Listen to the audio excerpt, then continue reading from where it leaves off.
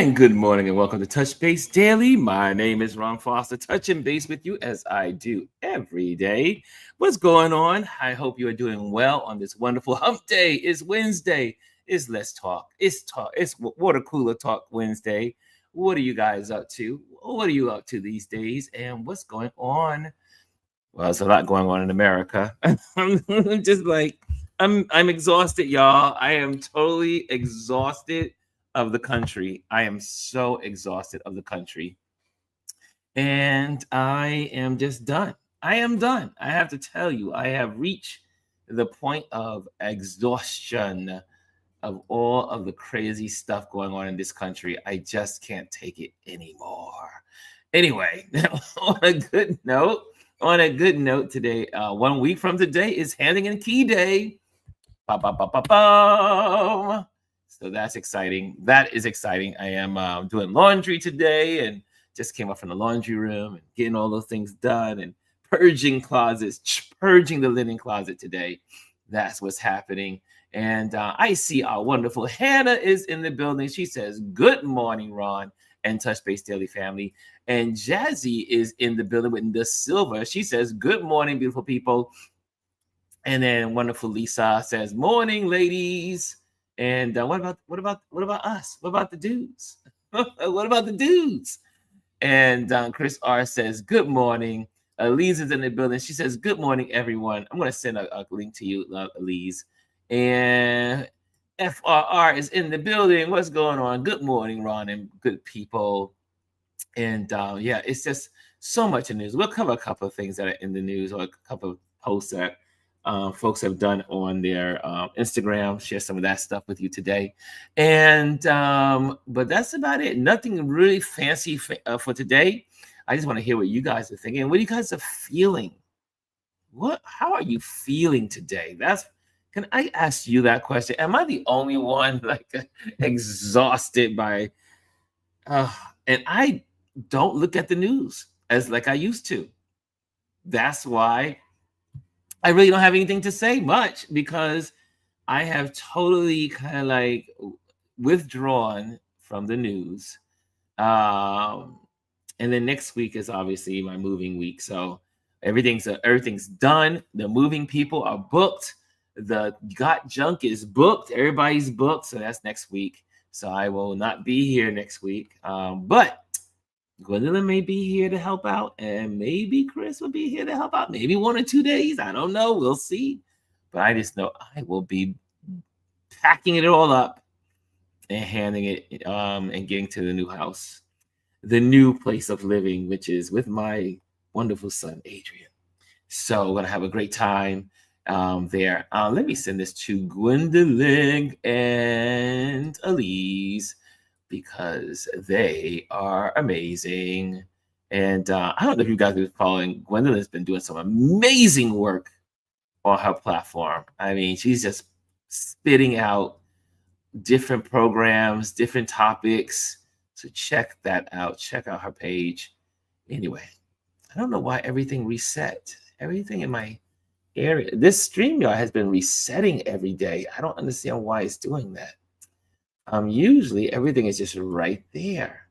And that's always been a little bit of the delay too, because I tell you, the backdrops is gone. I was like, what's going on? I click, and the backdrop is not working. So we'll see. It's technology. Technology always has its kinks and moments. So there you have it. It is what it is, y'all. It is what it is. And I am not getting bent out of shape about it, because it ain't going to change today. It will not. But anyway, I just said this to Gwendolyn and Elise. Who else is in the building? I see also in the building is Mr. Bryson. And what's up, Ron? What's up, everybody? Happy Wicked Wednesday. Tickets for Wicked for Good just dropped today. And G says, good day, y'all. Good day. Elise says, good morning, Hannah.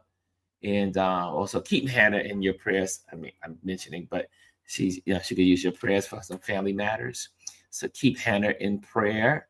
And because she and I had a moment yesterday, just texting back and forth. FRR says, I don't look at it either, but somehow the orange man permeates my barriers to information about him. It is. And yeah, like I said, I don't look at the news. I've been on a binge. Do you know what I've been watching lately? I don't know if anyone else in the building has been watching, but this TV series is definitely one of my favorites. And now I understand why it has won so many awards. It's called The Morning Show on Apple TV.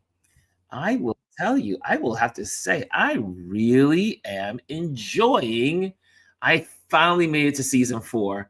I've been on a binge for the last 2 weeks, getting through season 1, season 2, season 3, and I finally moved into season 4 yesterday. And this series is so good. If you want to understand, because I've seen interviews by folks who are in media that say that good morning, the morning show on Apple TV, there are some similarities to reality of all the stuff that goes on. And I have to tell you, I was totally, I mean, there's drama in every office. I don't care if you're working in retail, if you're working on Wall Street, there's always drama. I mean, I had lots of drama. We had lots of drama at the stock exchange. Who slept with who went to the party, who was hanging out in the back of the curtains, who was in the bathrooms, who's doing this, who's on drugs. I mean, every workplace has drama. And I don't know why I never thought about it when it came to media, traditional media. And the morning show is really good. The writing is good. The characters. Sometimes I think the first 2 seasons are really powerful. I think the 3rd season is just slightly a little lacking because some things may not be believable, but it's still good. And I'm now entering to season 4. So, and this is season 4. So I'm caught up. Anyway, let me bring on the wonderful ladies, my Wednesday folks, my Wednesday Padres. How you guys doing, ladies? I'm good. Good morning. I'm doing well. There you go. You were frozen. Who's Yes. frozen? So what's Oh. going on with you ladies? How are you guys doing this week? You want to start, Miss Elise? You want me to start? No, you can start, Gwendolyn. Okay, so where I'm going to start is I'm going to share. Let me say I'm going to share. So October is when I normally get ready for 2026. Whether I'm going to be here or not, it doesn't stop, the idea of making a plan.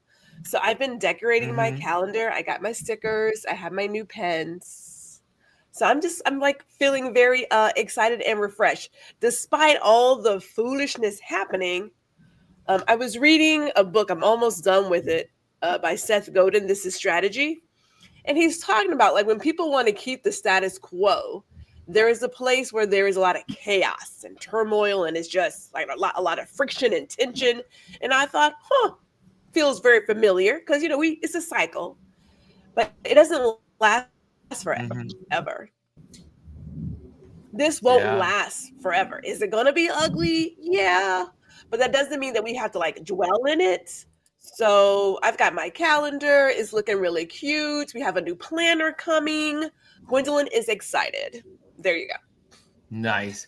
I think our signals are a little off today as well. Maybe it's me. Maybe it's my signal, but you were a little choppy there, Gwendolyn. Elise, Now you tell what's me. going on in your world? Oh, look, my world is So maybe whirling. it's me. Look, my world is whirling. But it's like you said. I heard you say how you are exhausted, and that's and people are becoming. But that's a part of the whole plan, right? The whole plan is to exhaust people and get them to the point where they disconnect, and that's a part of the strategy. part of the strategy is exhaust people, frustrate people, confuse them, throw them off, so they never know what. So I'm just kind of focusing on what I can do in everything. That's what I'm focused on, and then trying to, if people talk to me, help it make sense, but still making sure that all of that, I still go out and do my things. I still go out and see art. Took my husband down, went down to the mall the other day. The National Art Gallery was already closed because of the shutdown. We found that statue of the guys holding hands and took a couple of pictures so, with the people out there. So you just enjoying the beauty of the day and being every day, and wanting to realize that we're not alone in all this. So, I haven't. We're gonna take a trip, go to Ohio, visit some family and stuff like that. But we're not alone in all this, and you're not alone in the feeling of exhaustion. But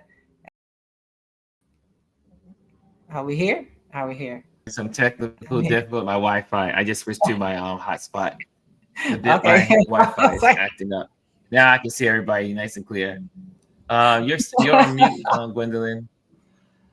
I'm not on mute. I wasn't speaking. She was speaking. Ms. Elise was speaking. No, it just cut off. It cut out. Really Yeah, it just yeah. I saw me. So, now we're on my Wi-Fi. We're on my hotspot. The house Wi-Fi seems to be down. Or going down, or having some problems. But what's going on? Go ahead, Elise. Yeah, so that's really that's really it. Is trying to still stay focused on things. I don't watch.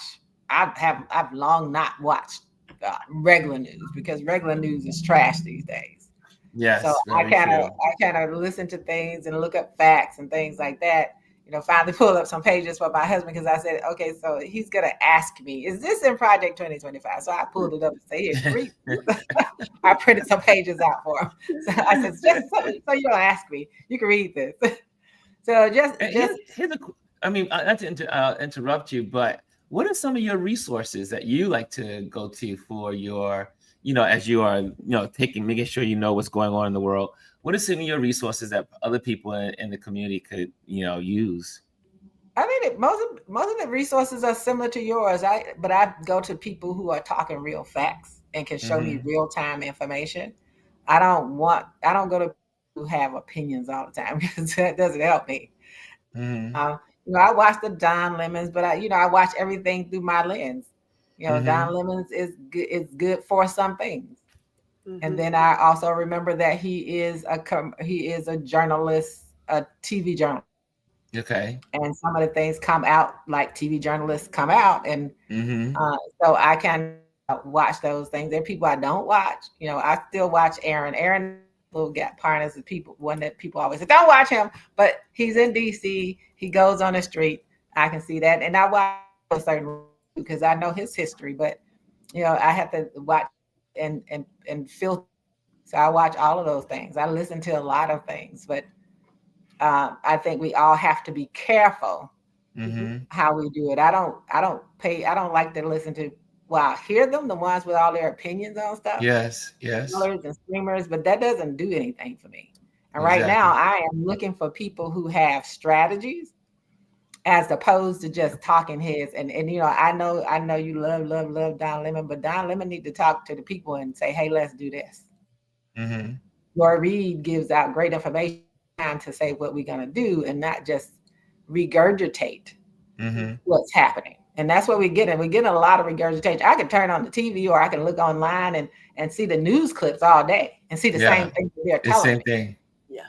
But what is it going to do? And I think we're at the point we're at that inflection point. And I do feel things are going to work out. But right now we're at I guess what you would call like the climax part where everything is escalating. Everything in these people's head is escalating. You want to have the Insurrection Act. You want to arrest the governor, the mayor. We know it's not going to happen for arresting the governor and mayor, but the escalation is purposeful too. So that still keeps you off focus and confused and exhausted. It all has a purpose. Can I add to that, Miss Elise? Absolutely. May I add to that? So if you're getting your news outside of the US, then you're going to pretty much get some really good news, some really good what's happening and what have you. And I was chatting with a husband, and I was like, you know what, Americans, God bless me when I say this, we are just a little I don't want to use the word lazy. We're entirely too comfortable, is what it is.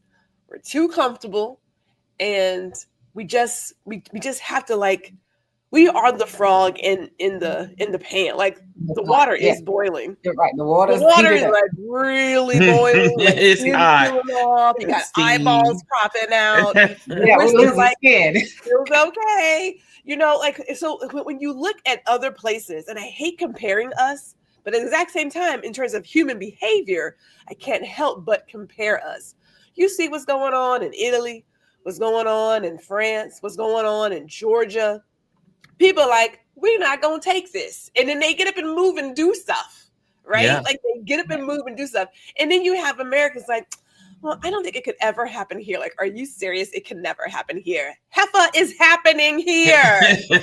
Absolutely. Happening here. You know what I'm saying? But we are so comfortable. And we have, like, and I highly suggest, if anybody out there likes to read about human behavior and just business, but not just business, but like how we live life, I will say This Is Strategy by Seth Godin is really good, because he talks about, like, the gatekeeper and the systems and the status quo, and how a lot of us benefit from the system keeping the status quo.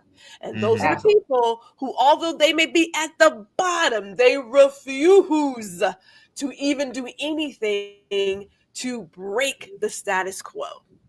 So it's great to talk about some stuff, but I don't want to do that because I got to make sure I still get this. Right? Like, we are just, like, American consumers, citizens. We are just so freaking comfortable. The world has never been really hard for us, for some of us. And so the system is now giving us some kind of benefit. So I'm going to stay with that. Whereas you have other people who are, like, as they say, coyotes. They come in there and they want to make you think about some things, and they want to stir it up and cause turbulence. You know, those are the folks who break the status quo. It takes time to do it. But I was like, why can't we just say, let's stop working and get in the streets? Now, I know Black folks got to be careful because they looking for us. They looking for that dark meat. This is very true. They looking for that dark meat. However, if we could just get people to just get in the streets and do things, but because the system is working, they're like, nah, status quo ain't that. It's not that bad. It's not that bad. Not yet. So I was just like, It's not bad until it hits your wallet. It's not bad until you hit your job. It's not bad until you have no health care. It's not bad. I mean, but even this is I hear what you're saying too, but I look across the country and I'm listening to so much, like, the farmers have lost their income. Their income. They zero. 2 months in a row, our farmers had zero income for their soy. And you would think they would be out on the streets and online or something, but no, it's like, oh no, we love Trump. And then this gentleman he goes around from farmer to farmer to farmer, and he interviews them about their conditions. And at the end of his interview, he always says, and will you vote for him again? And they always say yes. Because it's it's what they're getting out of it. Ooh. So they're losing, they're going broke. They're losing the farm. These people are losing their farms, right? They're losing their farms. But they're holding on to hatred. That hate is they're holding on to all of that stuff. They're holding on to all the propaganda. And somehow on the other side, they're like, oh, we're going to feel better. And one farmer did say, I heard this recording from a farmer. He said, now, you're going to give us tariff money from tariffs. So you're going to take our money, then you're going to give it back to us. Yes. Right. And that's exactly what it is. You're going to take the money and give it back. And all of these distractions are coming out. But you have these The one guy, I've seen him a couple of times. He's a soybean farmer, and it's like, I have 0 orders from China. Why should China order from you? And you gave, and then they were really upset because you're giving $20 billion to Argentina, which is your biggest competition. And Argentina's like, hey, China, we're not going to charge you that these extra things if you keep on buying from us. They just increase their sales to China. Well, the Chinese have now been buying from Brazil their soy. Argentina. And also Argentina just got, what was it, 20 plus billion dollars. Ron, can you hear me? Yeah, I heard you. I can hear okay, you. So yeah, that's the part I just said though. Yeah, but I'm sitting there like I mean, they got that money. Meanwhile, the farmers are like, wait a minute, you're not giving us that money. What's going on? So, but we have to be honest too in America, right? So honest part of America is that the farmers, white farmers in particular, have been receiving welfare for years. For years. Some to not grow, some to grow. They've been receiving the hand that they keep saying they don't want anyone. They've been getting handouts for years. Yes, it's and true. So Argentina, I don't know if the thought was that if we give Argentina this $20 billion, which you keep telling you don't have money for healthcare in America, go figure. But you give it to a country who's one of your main competitions for your farmers and soybean. And so all they did after you gave them, after you said you were going to promise them the $20 billion, is that they went on and reduced their price sales to China. Yes. They reduced their price to China, so China will buy more. Absolutely. Why not? You gave me money, so what's attached to the money? And so you can. It's still the old thing that Lyndon Johnson said.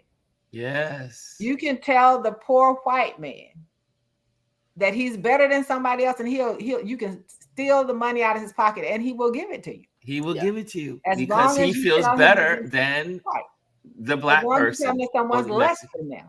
So that's their problem, right? But the whole part is they've been so conditioned and filled with this propaganda and hatred and racism. We have to call a thing a thing. Because I don't believe in saying something that's not what it is. No, it is what it is. It's racism. Lies. So they have propaganda, they have outright lies that they're living with. And a part of it also is, if I say I wouldn't in, I have to admit that I was wrong. Yes.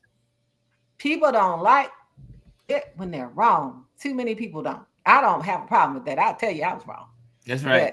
Same here. I've been wrong a million times. Many times Ron has been wrong. Yes, say that louder. I know you can vouch for that. Yes, I can vouch for 1,000 times. 1,000. Thank you, Gwendolyn. What they say? Keeping us truthful. But Gwendolyn and Jazzy and I talked to Jazzy and I talked to Gwendolyn separate times, and what Americans have to do with that 99% to do, because no matter what you look like, you look in that mirror. If you're not classified as one of the 1%, you're in the same place we are. We have to shut things down. I heard my daughter put a video up that had this young black woman, and she was saying how, well, this is not Italy, and we can't do this. Yes, we can. We can. We don't have to. We see models of what work. We can do it. We just have to make excuses for it. Even there was this one influencer. I heard her. She's the one with the interesting glasses on. Sometimes she just sits there and listens. Sometimes her thing was she listened to this young black woman, and yet a young black had some crazy points. But then she got to the point where we just need to not go to work. We need to just shut things down. She's like, I'm going to work because I need my money. That's your problem. That's the problem. They're not willing to take a chance. They're not willing to be uncomfortable. Being or take a risk. You just want to be on there getting some scores and points on social media, but willing to have skin in this game while that pot is boiling with you in it. And you're not getting any money for the for the followers online. And I mean,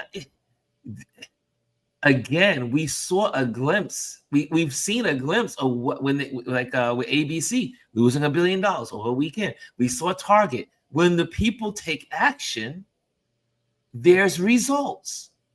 But could you imagine and again, until we get 10%, we can't even get 10% of this country to get on the bandwagon. Add a thought there, because I'm in a different stage of my life right now. I'm not like Miss Elise, exactly. We're not retired because I still got to work. Right. But I would say I'm like semi-retired, something like that. But there also is a place where the way that myself and Mr. Jack have chosen to live our life, is shifted from when we first got together, right? If you think about the American citizen society, there's a lot of assimilation. We are like the Gap. Everybody wants to be the same. They talk about being an individual, but God forbid if you actually try to be an individual. They want to make you the outsider. They want to make you the other. And they try to dissuade you from being out of the groupthink. It's just like you have to really check it. And so I was talking with someone else about values. Like, what do you really value? What do you really value? Now, take Black people. Okay, because we're coming from a different place. We don't have the same programming as white persons, where their social circle and everything, that is it. That is, for some of them, the whole thing of their identity. Got to get into the right school. I got to go to the right church. I got to go to the right, social program. Like, that's all of it. And then you have what's given to everybody else is keeping up with the Joneses. Yeah. Who doesn't want to be like the Joneses, right? Yeah. You have the Black folks. I'm only talking Black people who want to ascend, right? The Jeffersons, right? Oh, absolutely. They want to ascend, and then they get to a certain plateau. They're like, okay, yes, we've made it. We've done this. We've done that, and we completely forget what's really happening. That our kids are in these spaces, these private classes, these gym classes, and our children are still being treated just as they were if they weren't treated as others. And it's like, did you really value that though? Because I think about my mother and father, they lived in that house. Well, my mother's still there, so I'm not saying like that, but they had that house. It's been like 50 something years they've had that house. And that house has done a lot. It has been enough for 2 adults, 4 kids, and a whole host of animals, cats, dogs, chickens, all the things. Right? I didn't know your parents had a Noah's Ark. Man, my mama said, don't bring not another pet to this house. So bring not another animal to this house. You know what I'm saying? But it was enough. My parents were not part of that's a good school, right? Like that was not where they were. And if you look at this, and God forbid me, this sort of new parenting where we are putting our kids in these rooms that are not meant for them. Now, I'm not saying that your child can't go to a private school, whatever, but we have seen these people treat these kids poorly in public places. So then you think, how are they being treated when people are not looking? Right. So I go back to, I get what you're saying, that, people won't let go. There are so many things happening that if you will unplug out of the matrix, you might just see this place for what it really is. But that's I'm not saying it's asking for a lot. There's a lot to deal with. You got people who are boiling in the pot. You have people who are still plugged into values that aren't even theirs. You have people who are trying to make sure they're part of the status quo. There's like so many things happening. Can we do it all? I believe we can. I mean, I am clear. I know the life I had before, so I'm not saying that you can't. But if I could go back and do it again, no, I would not be getting that Neiman Marcus card and sitting at the fashion show front row buying clothes I could not even afford. I wouldn't do that. Yeah, it's I wouldn't true. do it this time around. Well, hindsight is 2020, isn't it? Absolutely. Hindsight is 2020. Because I'm packing up the house. And I'm sitting there like, man, I wasted money on this. I wasted money on that. I was like, it was beautiful at the time. But then I'm like, and I'm sitting there like, as I'm clearing out the house, I'm like, man, I could have had so much more wealth if I just would have just said, because it was just buying it because it looked good or it was nice or, whatever that reason was. Or even to keep up with the Joneses, maybe. Yeah, and that's the thing. we have to admit, people have to, especially Black people, have to admit you do it for the status. You do it to keep up with the Joneses. You put on that outfit, and go out there. I got this on and that on. They're gonna see me, yeah. But guess what they see first? Blackness. That's what they see first, regardless of what you have on. They see that first. They don't. That means nothing. And in some circles, they go, "How did she get that? How did he get that?" So it's not even like, "Oh, you went out and bought it." It's like, "How did she get that? How did she get that dress? How did she get that sweater?" Look, I've attended because it can be kind of wonky in the art world. I've walked in some art events and they're probably looking at me like, "Oh, she's here." Absolutely, I'm here. Do I know anybody? Myself, I know God, I know Jesus. I know. I went DM'd an artist.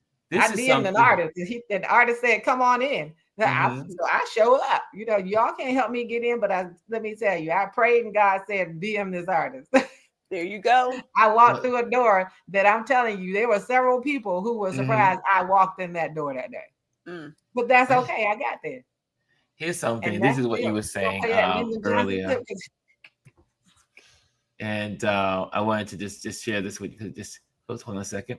Most people have never heard of this quote from President Lyndon B. Johnson, but it might be one of the most honest things any U.S. president has ever said about racism. He said, "If you can convince the lowest white man that he's better than the best colored man, he won't notice you're picking his pocket. Hell, give him somebody to look down on, and he'll empty his pockets for you." Now, LBJ wasn't talking about feelings. He was exposing a system. It's a psychological trick that has been used for centuries to convince poor white Americans into supporting policies that harm them. Racism has always served as a distraction, a smokescreen. While the working class is taught to resent or fear Black people, immigrants, or marginalized communities, they completely overlook the real cause of their suffering: the wealthy elite robbing them blind. This tactic still works today. Just look at what's happening right now. Republicans recently passed a massive domestic policy mega bill loaded with tax breaks, not for everyday people, but for billionaires, venture capitalists, private schools, and even rum manufacturers, all while slashing social programs, blocking healthcare access, and attacking public education. But instead of demanding answers or change, many working class white Americans are being told that the problem is wokeness, DEI programs, immigration, or Black history. That's not an accident, that's strategic.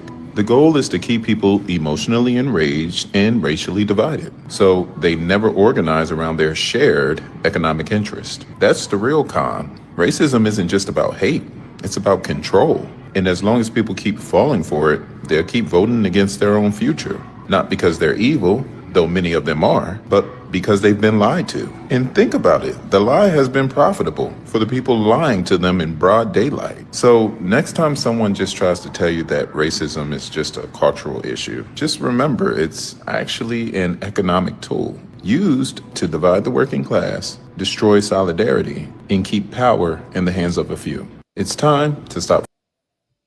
Yeah. Isn't it just he laid? I was like, this was so good. I had to, and you just happened to mention the quote. I had saved it. That's my favorite quote from Lyndon. Every time I think about what's happening in America, you cannot understand. You can't understand them unless you understand his quote. Yes. And their need to be that way, and their need to. I woke up this morning like you know how you wake up and you think about stuff. My thing is like the othering. Yes. How it's the othering. It's like everybody in the 99%, what works and how they keep us divided is othering. Othering. To tell you you're better. I don't care if it's within one race, you're telling somebody you that person over there, and even though they're in your group, they better. The othering is what defeats us. And they're effective at getting us to deal with the othering. I don't care who you are, that 9%, we are all in that same bucket. We're all in that same pot of water that's boiling with our skin peeling off at this point and still going, she like me. She doesn't speak like me. He doesn't look like me. He doesn't speak like me. He doesn't have as much money as I do. But guess what? You're still in this pot. That's right. Doesn't matter even how much Absolutely. money you have. You in that pot if you're not in 1%. And I could go even further. If you are not in that 1% and you are white, quote unquote, heterosexual male, quote unquote. Yeah, you know who was saying, quote unquote, Christian. There's a lot of quotes in here. You in that bucket. You in that pot of boiling right. water. I don't care what you have. You in that Everyone's pot of in it.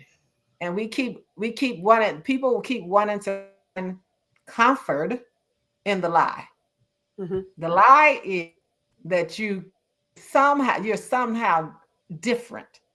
Mm-hmm. Those are the others, and this is you. We all are in that pot of boiling water. Every one of us. Everybody's in the pot. And Gwendolyn, if you can put write the put in your comment the book there that you mentioned, so that way people know the book. And can we also talk about Dr. Tachi's question? Mm-hmm. This is a good one, right? It's a good one. So, in my opinion, here's how I'm combating that, because I have a passion about education and work environment. That's where my passion lies, right? So often, if I talk about something or I share something, it is linked to education, or it's linked to how employees are treated. And I am a big person when it comes to employee power. Like, you got to know your power. You are a salesperson. You're selling your work for a paycheck, right? You don't work for somebody. You work with them, because at any point in time, you can take your skills and go some other place or work for yourself. It's one of those, right?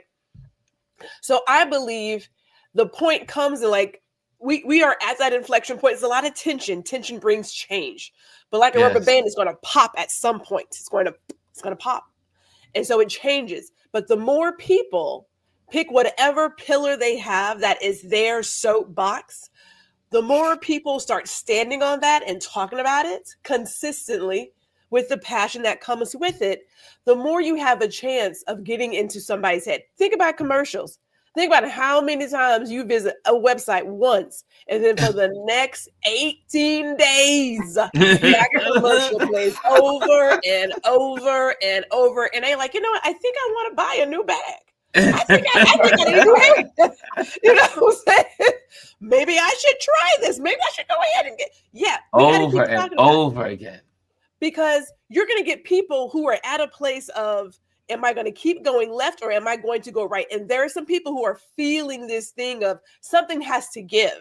So if you are the person who presents an idea that speaks to their soul, they're going to be like, well, you know what? So tell me more. I believe that everybody does not have to do the 9 to 5. I believe in remote work. I believe in the movie 9 to 5. We should be doing some different things in 2025. Lord bless. We should be doing it. But the status quo profits a certain percentage, that one. Oh, absolutely. That status quo works for them. God forbid if you realize how much power you have as an employee or a person who sells their labor to somebody else. God forbid if you realize how much power you have. That's my mission. Right. I'm here to tell people, you ain't got to work like this. You don't have to work like this. You don't have to do a 9 to 5. You ain't got to go into no building. You ain't got to follow X, Y, and Z. You don't have to do any of that stuff. You can do whatever your heart desires. Are you going to be out there? Is it going to feel funny? Yes, because the story is you work 9 to 5, and then at some point when you're like 77, you get to be a horse and go out to the pasture and just pass out and never use the money you saved for your retirement. Right. Somebody else. Hello. You know, when you talk about what one person or a few people, I always share some stories from my life, right? So we had this principal in high school, and he might have been the third principal, I think. Mm-hmm. And he was doing some things that teachers didn't like, and they were all griping and complaining. They would talk to me. They talked to everybody. I wasn't even on the union. I wasn't a union rep or anything in the building, but I was a renegade. So one day, I got enough people. It may have been 10 of us, 5-10 people, to go to take all of our things down to the office and say we're not going to work today until. We stood there, and the group was, to his surprise, diverse. So there were some white teachers in there too. Mm-hmm. We were standing there, and he called me. He said, "Well, why didn't you tell me this was happening?" I said, "I did tell you. You just didn't listen." Mm. So needless to say, he calls downtown, and I knew the superintendent at that time, so they sent the deputy down because everything stopped, and it stopped because we refused to do anything. Sent the deputy superintendent over, and he said, "What do you all want? What would get you back in the classroom?" And what we wanted. The principal said, "I'm going to do it." And now the head of the building rep, the building rep was in there, and he was going, "Oh, they're going to y'all." I said, "Okay, so what?" And so needless to say, the principal had to do all those things that we requested. Some of he did immediately because it was an easy fix. And we went back to work. It shows you the power of what the power of the people. It doesn't take a million people. Like Ron, you said 10, you can't get 10%. I promise you, if we do what Gwendolyn says and we flood the zone and people start picking up on it, let's shut the country down for a day or two. If you flood that zone, you'll get more than 10% of people, because they're all looking for somebody to say what strategy you can use. And along with that strategy, how do you prepare for the strategy? Yeah. Like, what provision I need to make sure that I have in place? What people do I need to make sure I can connect with? We do this for 2 days. How does this work? Because the restaurant can't open it. And if you can convince some of these small businesses to participate in it, then it's not about you losing your job, because your body is there with you. So it's about the voice. Everything starts with someone. It starts with the kernel somewhere. It starts with a seed. One seed is planted and a whole tree comes out of it, right? So it's about planting the seed and moving forward. There are times when you do it, and there are different things that I did in my educational career that people thought was nuts, like walking out of my building because it was no heat, and all the other teachers are complaining, wearing gloves and hats. And I told them, I said, "Okay, I'm in the principal's office." I said, "You got until 10 o'clock. Class starts, and if that heat is not on, I'm gonna be at home. You can send them to my house." Heat wasn't on at 10 o'clock. I put my stuff on, got in my car, and went home.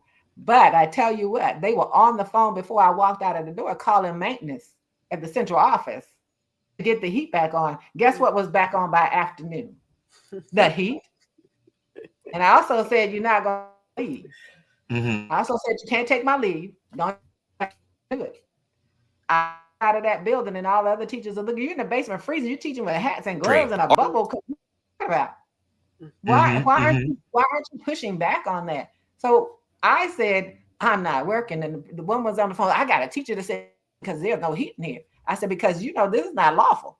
Yes, this is against the law for us to be in here in cruel and inhumane conditions." He was back on. Could I have reprimanded? I sure could have. Did I care? No, because there was a building full of teachers, and most importantly, there were a building full of children. Yes. Freezing. Because no one just picked up the phone and said the heat is off in the building and we need you to. So one person can start a movement. And we have historically, you've seen where one person has started a movement. One person said, one person. Washington. It wasn't Martin Luther King, but he was able to start that movement. Yeah, like the young lady, woman in Oklahoma, I think it's Oklahoma, that started she did her walk every year. The one that was able to finally, we got Juneteenth. She was out. Miss Opal Lee. Yeah, Miss Opal Lee. Yeah, it took her. From Texas. Yeah, years. It was Texas. And it took years. It was years, and she kept going at it. And here we are. We have Juneteenth, even though they want to try to take it away. Here's something I want to share with you guys also. Hold on a second. Let me cue this in.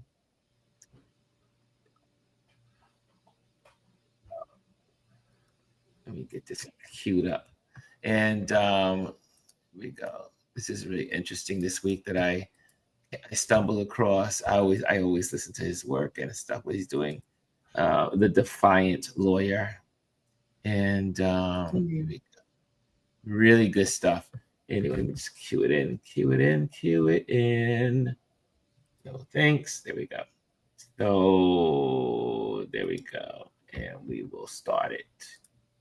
Our little mute section. Sorry.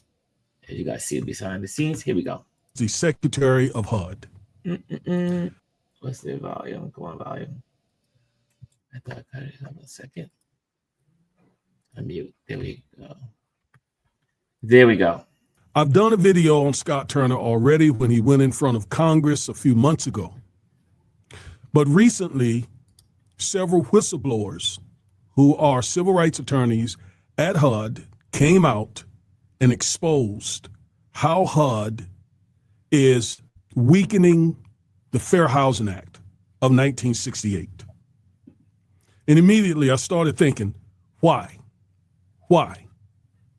Now, I already know why, but it still baffles me.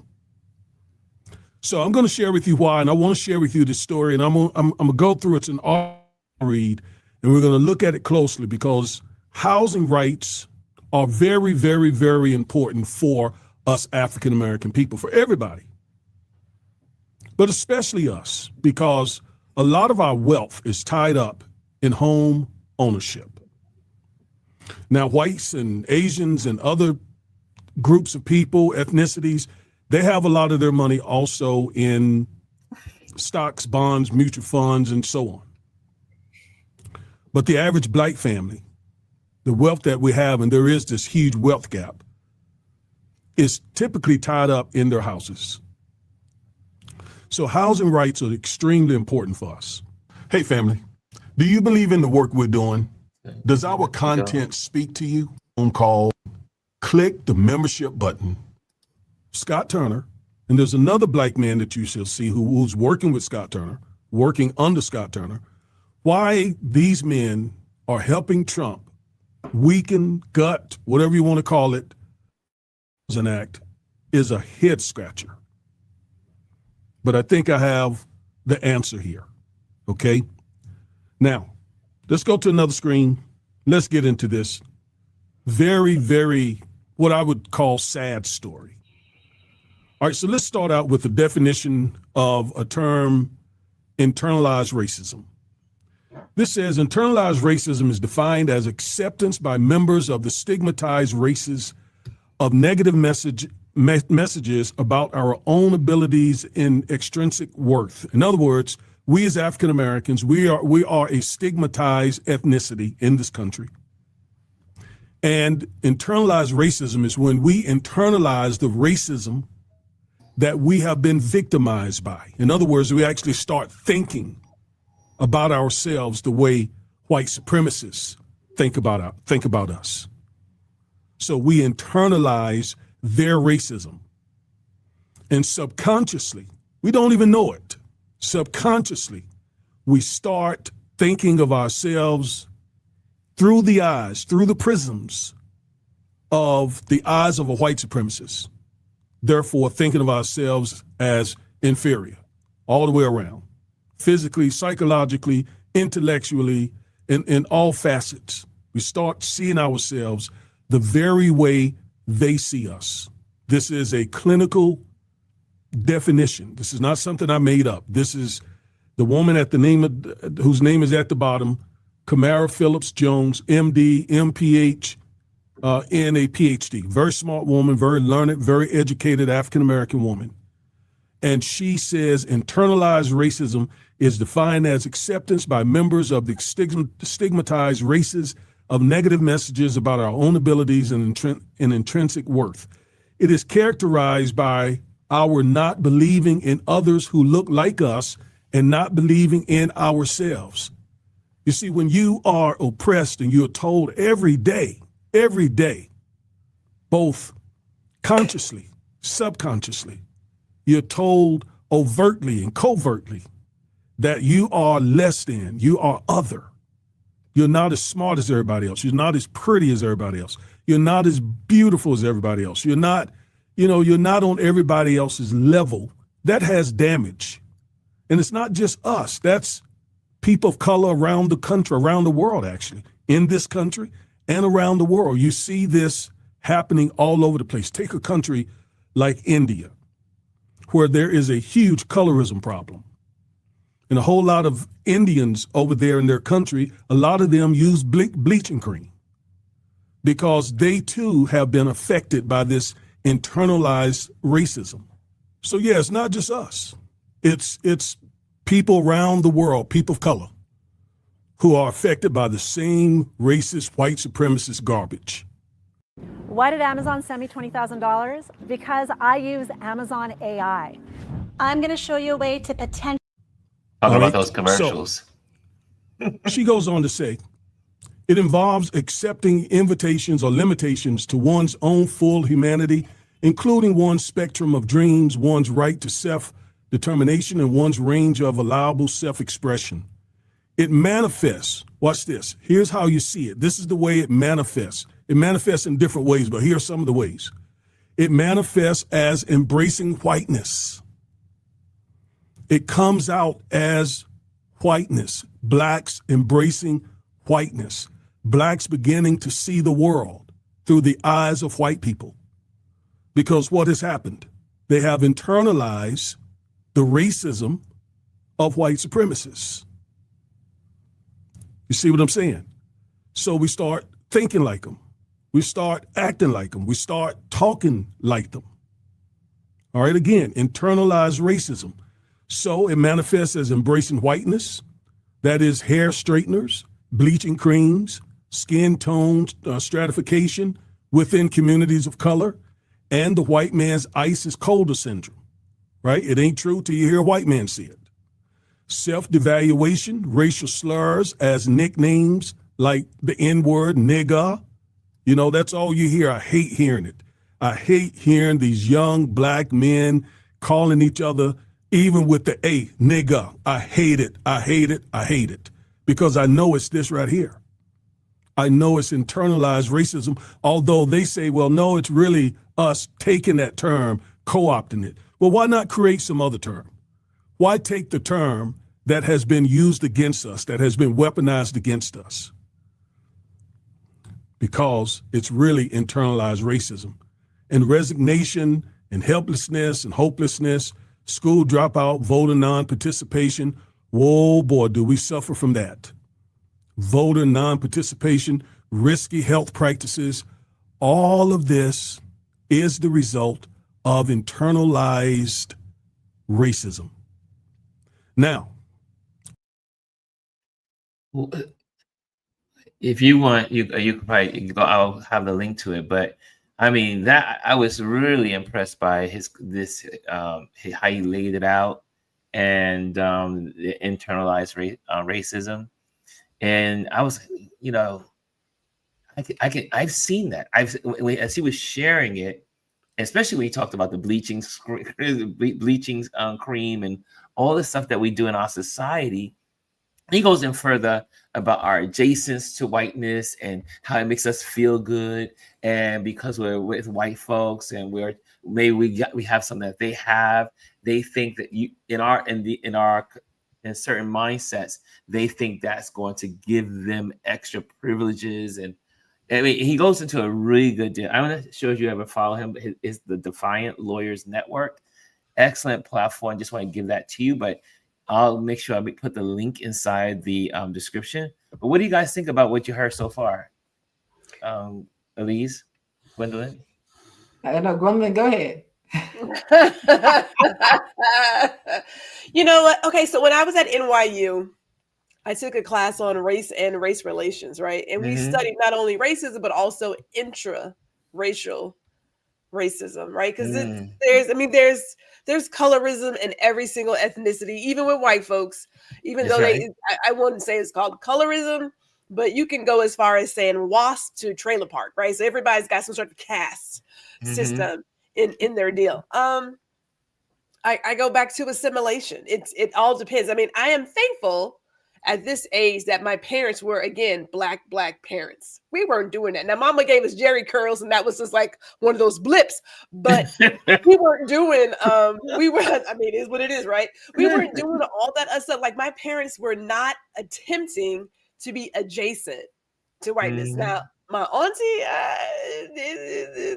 you know, I'm not gonna lie and say that didn't happen there. My grandmother, my father's mother, she othered us. You know, my mother's dark skinned, we were brown, and so we were treated differently. Yeah, I picked up on that, and God bless her.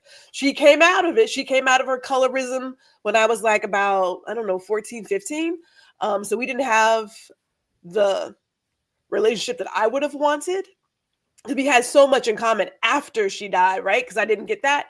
But you know, when you think about how the colonizer behavior has impacted the Black community, it goes deep. People got a lot of stuff to deal with. People still say like, oh, so-and-so has good hair and so-and-so is light-skinned and so-and-so is this. I'm like, we're not going to get done with that. Like, you don't have to keep using that. You don't have to keep that stuff going. I think it's beautiful that these Black kids are wearing their afros and their cornrows and their dreadlocks and their short dudes. Or not doing it at all. They just have it all wild. I love it. You know, I know what I do, right? People are like, are you? It's like, look, this is how God made me. And I wrote a piece that's coming out in the future. Should I write in the future? But, you know, I have a lot of pictures of myself on my social media platforms. I look good. Like, damn it, I look real good. But there are people on the sideline who are like, well, should you be so boastful? Should you be? Yes, bitch. Yes. Yes. Okay. I am. Because think about it, like you know, as a woman, as a Black woman, from the moment we are born, we are told that we are not. Absolutely. From the moment. And again, my parents were like, the good Lord didn't make any mistakes. And so when people say something like the good Lord didn't make any mistakes here, you're gonna have to deal with all of this. And I know you looking because you in my comments. So there. It's so true, so true. I think what it Elise. Look, my daughter's like, yeah, she cut all that hair off. She's like, she's absolutely gorgeous. My daughter is absolutely gorgeous. But you know, my thing is, it's something that I say all the time. As Black people, many of us participate in systemic racism. Mm-hmm. That's basically what he's describing. Yes. Systemic racism. Matt said, and you know, I know they calling it interracism. I call it self-hatred. Yes. We've labeled it a lot of things. You came up with an official phrase they want to use, but I don't want it to be watered down and not acknowledge that it's in part self-hatred. And It's also in part of othering, us othering each other. Like if I do this, if I get out here and dance and shuffle and smash faces and do whatever they want me to do, they're going to be more accepting of me. No, you're just a tool to them. You're just a stupid tool because you're not even thinking for yourself. You're just doing what you're told. You're not even, and you don't care that it hurts other people because, hey, I'm here. Doesn't matter if it hurts other Black people.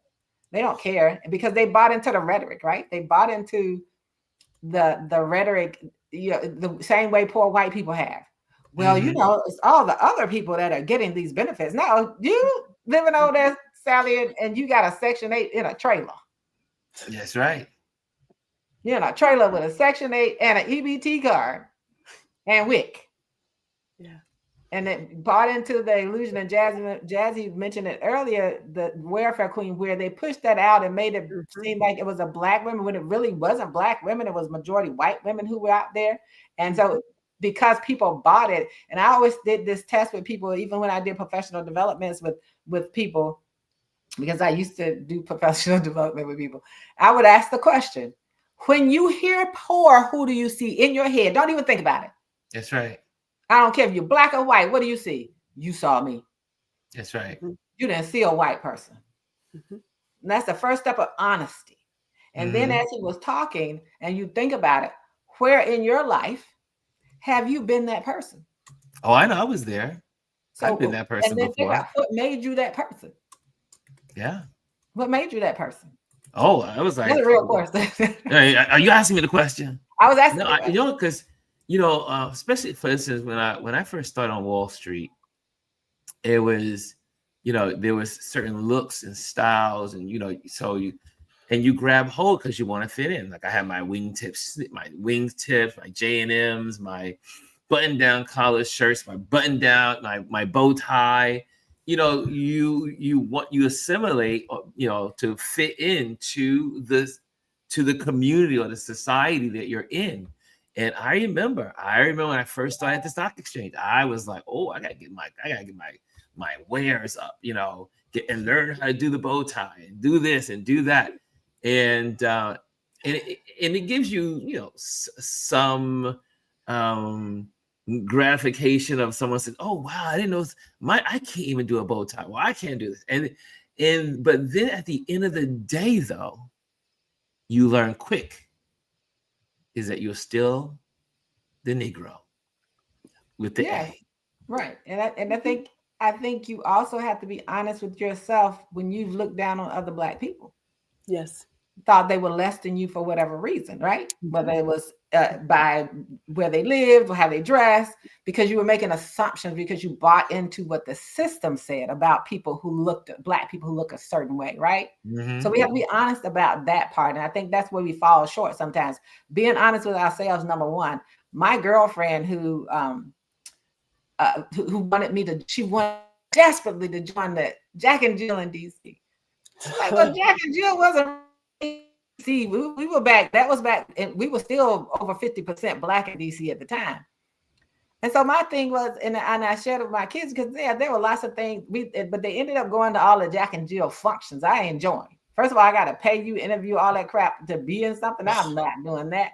So, but the point I made was to my children that I'm not going to allow you to think that you're better than another group of Black people. And, oh, by the way, I'm going to go help you.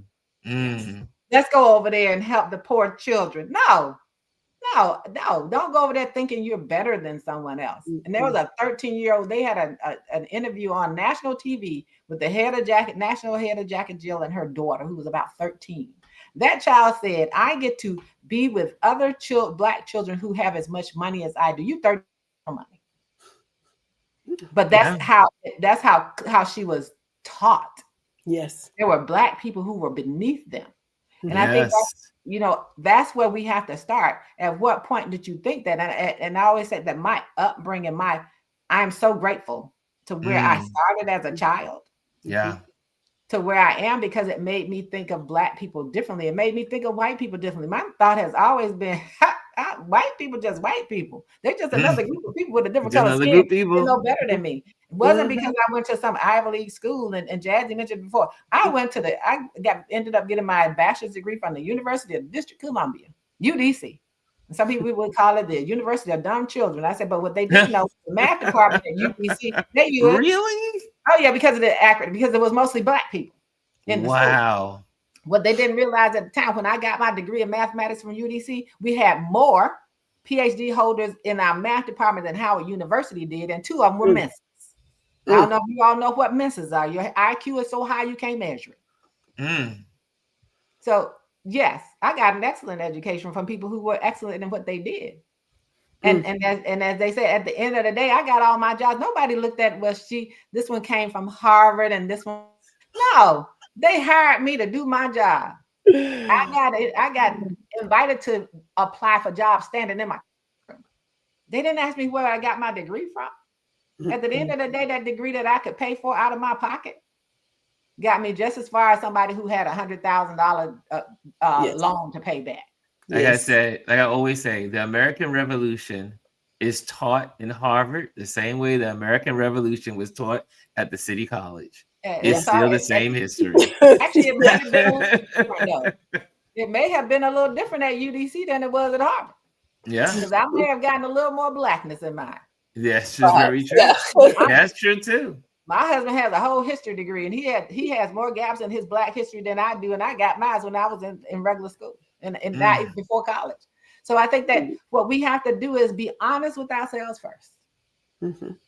Admit that we have done these same things. Mm-hmm. We have improved. We are better than that. We are better now. We understand it and we own it.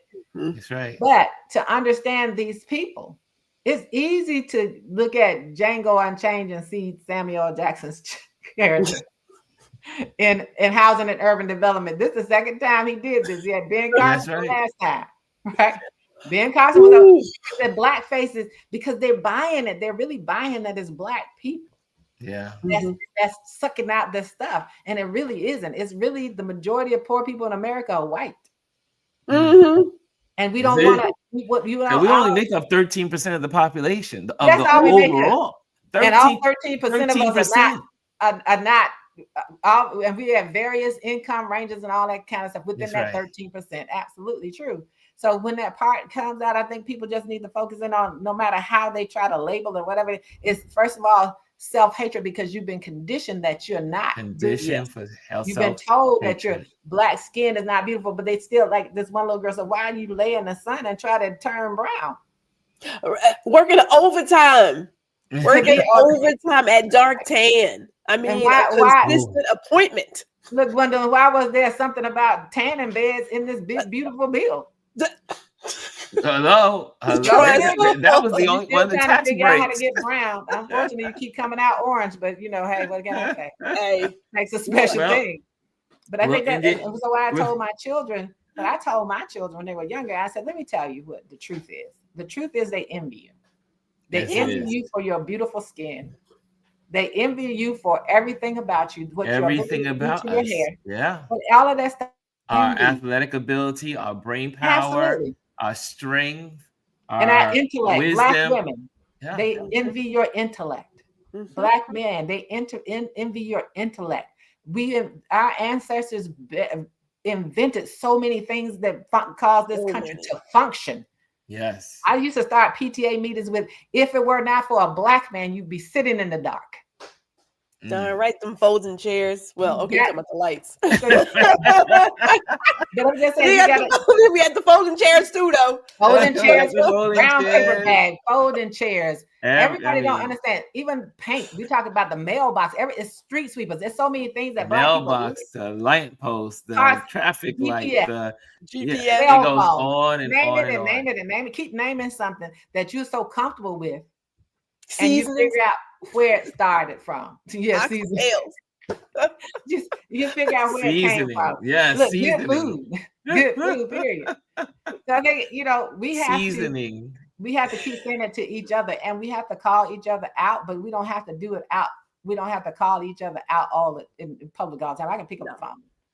But we do have to push each other to recognize that when we've been a part of that system and not deny that we've all been there. We've all been there. Yeah, and it's not about color. Systemic racism is about a color of the perpetrator. It's about how that perpetrator implements that system. It's power. It's called a system for a reason. It's a system. And I love that you brought to us the caste system, because that's what it is. Because again, you go to India, they're all Indian. you go to Middle America, they're all white. Right. You go to Ireland, they're white. It's all about the caste system.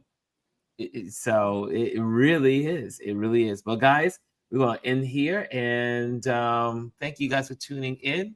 Gwendolyn, yes. Oh, Gwendolyn, yes. Go ahead. Well, I put the book in the private chat. Yes, the book in the. And I will just drop a little precursor to a conversation coming. Jazzy and I are going to talk about othering in a little bit, so stay tuned for that. Oh, good. Let me put this on here so that way you guys can have this, so that way this book that Gwendolyn mentioned. Gwendolyn is serious about her books, and if she thinks you should need it, she will send it. Like she sent one to me. I'm right here had to read through it. This is Strategy by Seth Godin. Yeah. Okay. Mm-hmm. So there you have it. That's look. I don't know if they have it where you can see it for free someplace, but there's a movie called American Skin. Called American Skin. Nate Parker did it. It's been a while. And it gives you, and it's about something that happened with a police officer and everything. Who is it by? Who? Nate Parker did. Nate Parker, but it's called American Skin. Mm-hmm. Nate Parker. Okay. There's been some things around here, but American Skin, because the reason I want you all to watch it is one of the scenes is like a trial, and you hear Black and Hispanic police officers talk about why they respond a certain way. And that piece has stuck with me. It's been years since I saw that movie, but it's stuck with me ever since then. because of what they said when he talked to them, because that was my experience in schools, working in schools, when it says, oh, Gwendolyn, don't you go out there doing that because you know you represent me. Gwendolyn is representing Gwendolyn. Darn right. That's right. But it made me think about how educators use that.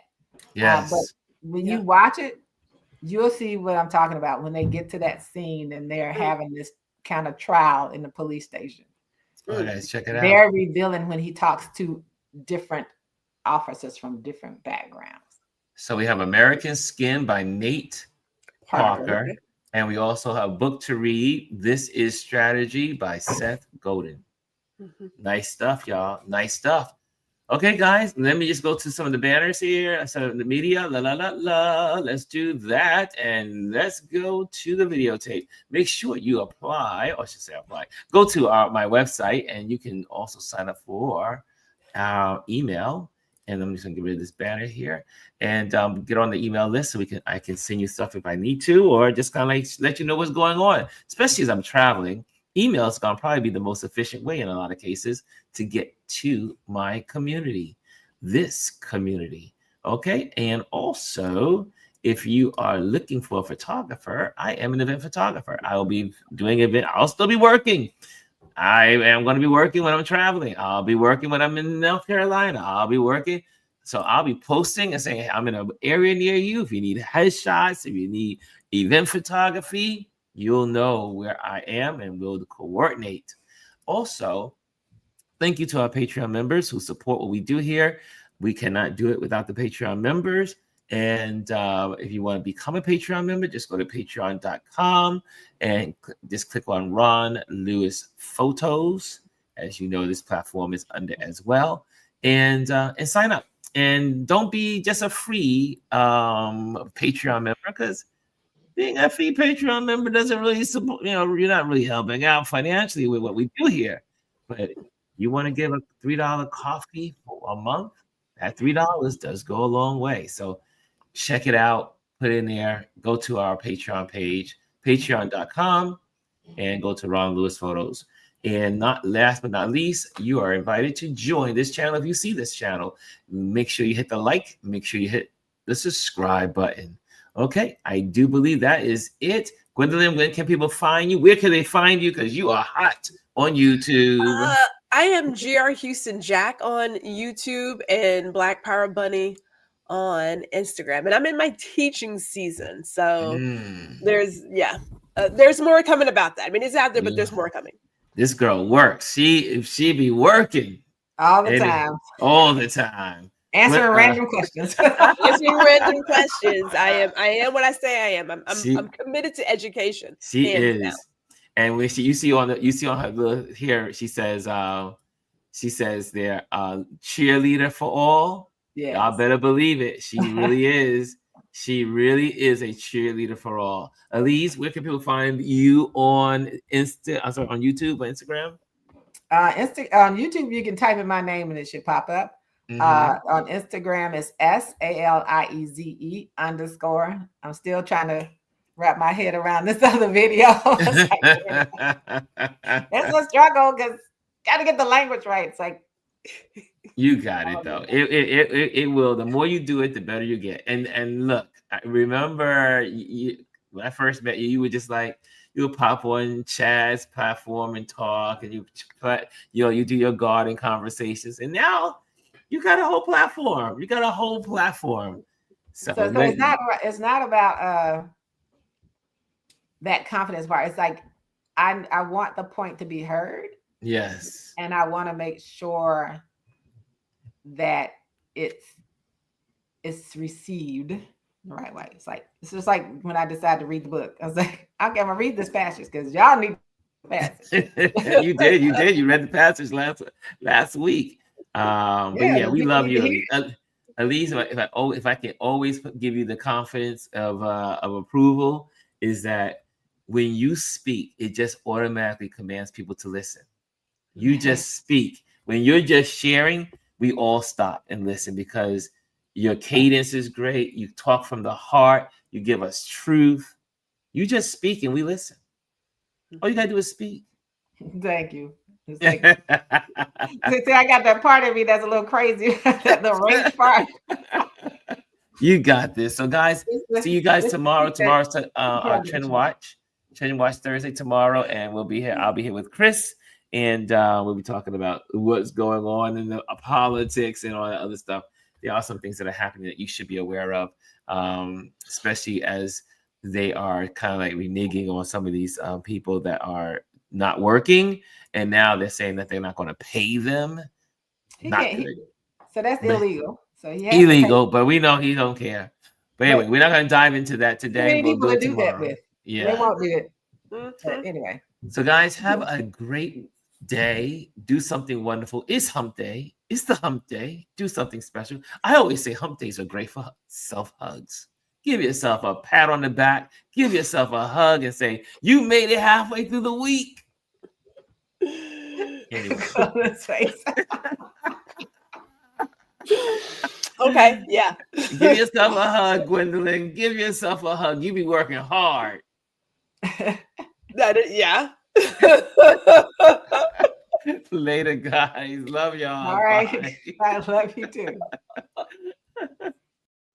Hello, and thank you for joining us today. Make sure you hit the like, the subscribe, and leave a comment on this video. I would love to hear from you. Thank you again. Until I see you next time.